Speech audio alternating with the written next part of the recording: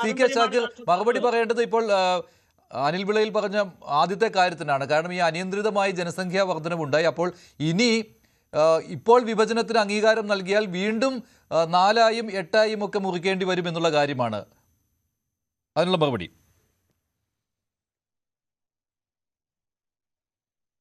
ഒന്ന്, നിങ്ങൾ മഞ്ജുഷ് പറഞ്ഞതും നേരത്തെ സംസാരിച്ച അദ്ദേഹം വ്യാഖ്യാനിച്ചതുമൊക്കെ എവിടുന്ന് കിട്ടിയ കണക്കിൻ്റെ അടിസ്ഥാനത്തിലാണെന്നറിയില്ല.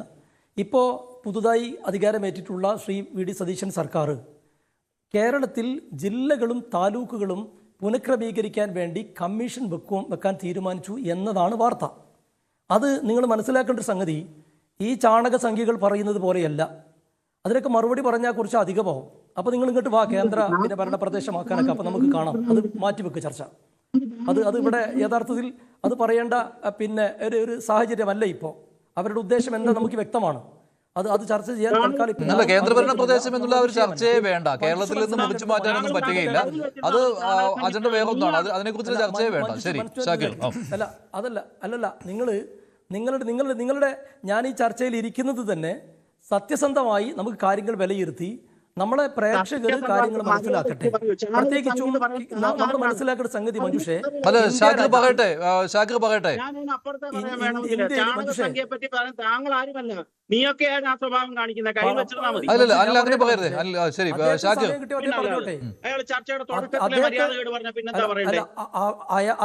അദ്ദേഹത്തിന്റെ സമയത്ത് അദ്ദേഹം പറഞ്ഞോട്ടെ, അദ്ദേഹത്തിന്റെ സമയത്ത് അദ്ദേഹം പറഞ്ഞോട്ടെ, എന്തും പറഞ്ഞോട്ടെ, ഒരു കുഴപ്പമില്ല. പക്ഷെ ഞാൻ എന്ത് പറയണം ഞാൻ തീരുമാനിച്ചോളാം. എന്റെ സമയത്ത് ഞാൻ പറയട്ടെ. നമ്മൾ മനസ്സിലാക്കുന്ന സംഗതി ഞാൻ പറയാം മഞ്ജുഷേ. ഇന്ത്യ രാജ്യത്ത് കേരളത്തിന് സമാനമായി ജനസംഖ്യയുള്ള 7ഓളം സംസ്ഥാനങ്ങളുണ്ട്. ആസാം ഉണ്ട്, ഒറീസയുണ്ട്, പഞ്ചാബ് ഉണ്ട്, ഛത്തീസ്ഗഡ് ഉണ്ട്. അങ്ങനെ പിന്നെ 7 സംസ്ഥാനങ്ങൾ ഏകദേശം നമ്മൾ സമമാണ്. എന്നാൽ ഇവിടെ ആസാമിൽ 35 ജില്ലകളുണ്ട്, ഒഡീസയിൽ 30 ജില്ലയുണ്ട്, പഞ്ചാബിൽ കേരളത്തേക്കാൾ കുറവാണ് പിന്നെ അവിടെ പിന്നെ എന്താ പറയുക ജനങ്ങളുള്ളത്. അവിടെ 30 ജില്ലയുണ്ട്, 23 ജില്ലയുണ്ട്. അതുപോലെ ഛത്തീസ്ഗഡിൽ 2.5 കോടി ജനങ്ങളേ ഉള്ളൂ, അവിടെ 33 ജില്ലയുണ്ട്. അങ്ങനെ ഈ 7 ജില്ലകളിൽ കേരളത്തിന് സമാനമായ 7 സംസ്ഥാനങ്ങൾ ഇന്ത്യ രാജ്യത്ത് 20ലധികം ജില്ലയുണ്ട്. എന്നാൽ സോറി 7 സംസ്ഥാനങ്ങളിൽ 20ലധികം ജില്ലയുണ്ട്. ഞാൻ കൃത്യമായ ഡാറ്റ തരാം. ഇത് ഈ മലപ്പുറത്തോ അല്ലോ മറ്റേതെങ്കിലും സ്ഥലത്ത് ഒരു ജില്ല പുതുതായി വന്നാൽ അത് വലിയ സംഭവമാണെന്ന് വിവാദമുണ്ടാക്കി ഏതെങ്കിലും നീക്കങ്ങളെ, രാജ്യത്തെ സാമൂഹിക നീതി ഉറപ്പുവരുത്താനുള്ള നീക്കങ്ങളെ പിറകോട്ടടിക്കാമെന്ന് നിങ്ങൾ ആരെങ്കിലും കരുതിയെങ്കിൽ അത്തരം വിവാദങ്ങളൊന്നും വിലപ്പോകുന്ന പ്രശ്നമില്ലെന്ന് മാത്രമല്ല, നമ്മൾ പറഞ്ഞിട്ടുള്ളത് ഗവൺമെൻറ് മുന്നോട്ട് വെച്ചിട്ടുള്ള ആശയം മലപ്പുറം വിഭജിക്കണമെന്നല്ല. നിങ്ങൾ തെറ്റിദ്ധാരണ പരത്തണ്ട. മലപ്പുറം വിഭജിക്കണമെങ്കിൽ മലപ്പുറം വിഭജിക്കും.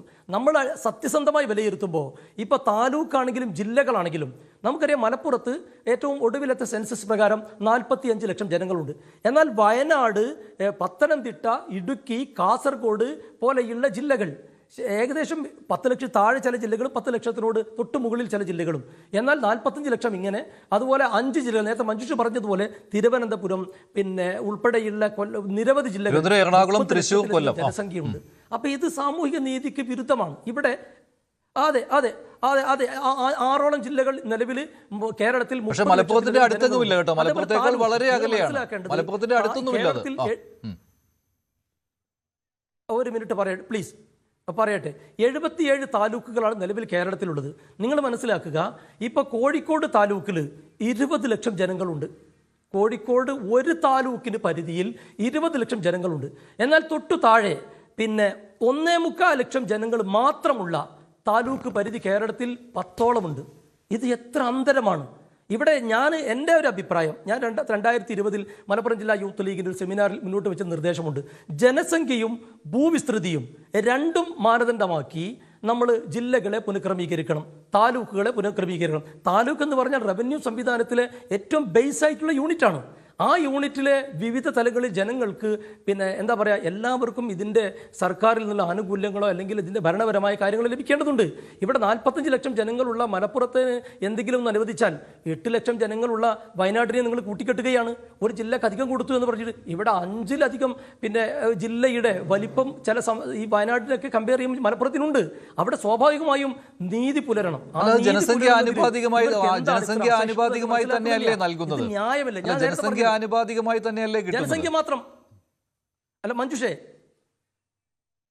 അല്ല ജില്ലകൾക്ക് ഈക്വൽ ഡിസ്ട്രിബ്യൂഷൻ അല്ലല്ലോ. ഇപ്പൊ നമ്മൾ ഇടുക്കി ജില്ലയിൽ 10 ലക്ഷത്തോളം ജനങ്ങളുള്ളൂ. പക്ഷേ അല്ല ഒരു മിനിറ്റ് പറയട്ടെ, ഇടുക്കി ജില്ലയിൽ 10 ലക്ഷത്തോളം ജനങ്ങളേ ഉള്ളൂ. പക്ഷേ അവിടുത്തെ പ്രശ്നം എന്താണെന്ന് വെച്ചാൽ കേരളത്തിൽ ഭൂവിസ്തൃതിയിൽ 2ാമത്തെ ഏറ്റവും വലിപ്പമുള്ള ജില്ലയാണ് ഇടുക്കി ജില്ല.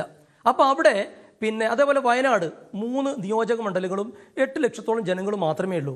ഭൂവിസ്തൃതിയിലും മറ്റ് ജില്ലകളേക്കാൾ എത്രയോ കുറവാണ്. പക്ഷെ അവിടെ ജില്ലകളെ പുനഃക്രമീകരിക്കുമ്പോൾ അവിടെ ഭൂവിസ്തൃതിയുമായി ബന്ധപ്പെട്ട് പിന്നെ കാര്യങ്ങൾ നോക്കുമ്പോൾ അവിടെ രണ്ടും ഒരുപക്ഷെ കുറവായിരിക്കും. എന്നാൽ അവിടെ പുതിയൊരു ജില്ലയിലേക്ക് കൂട്ടിച്ചേർക്കാനോ അല്ലെങ്കിൽ പിന്നെ അത് ഒഴിവാക്കാനോ കഴിയുന്ന സാഹചര്യമില്ല. അപ്പോൾ ഇതൊക്കെ പഠിക്കാൻ വേണ്ടി ഒരു സമിതിയെ വെച്ചതാണ്.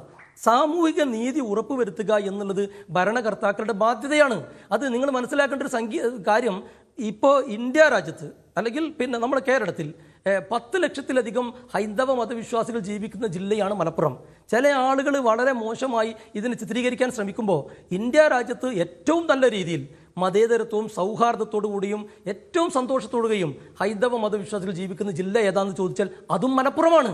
നിങ്ങൾ മനസ്സിലാക്കേണ്ടത് മലപ്പുറത്തെങ്ങാനും ഒരു അധിക ജില്ല വരുമോ എന്നുള്ള ആശങ്കയിൽ നിങ്ങൾ ഈ സംവിധാനത്തെ എതിർത്തുകൊണ്ട് ഏതെങ്കിലും ഒരിക്കലും നടക്കാത്ത അല്ലെങ്കിൽ നിങ്ങളുടെ ആരെങ്കിലും ദുരുദ്ദേശത്തോടുള്ള താല്പര്യങ്ങൾ ഇതിലേക്ക് ചർച്ച കൊണ്ടുവന്ന് വിവാദങ്ങളാക്കി ഈ സംവിധാനത്തെ ഈ നീക്കത്തെ എന്തെങ്കിലും വഴിമുടക്കാമെന്ന് നിങ്ങൾ പ്രതീക്ഷിക്കുന്നുവെങ്കിൽ അത് നടക്കാൻ പോകുന്നില്ലെന്ന് മാത്രമല്ല UDF സർക്കാർ കൃത്യമായി പറയുന്നുണ്ട്, ഏതെങ്കിലും ആളുകളെ പ്രത്യേകമായി വിരോധമോ പ്രത്യേകമായ അവരോടുള്ള താല്പര്യമോ അല്ല, നമുക്ക് സാമൂഹ്യ നീതിയിൽ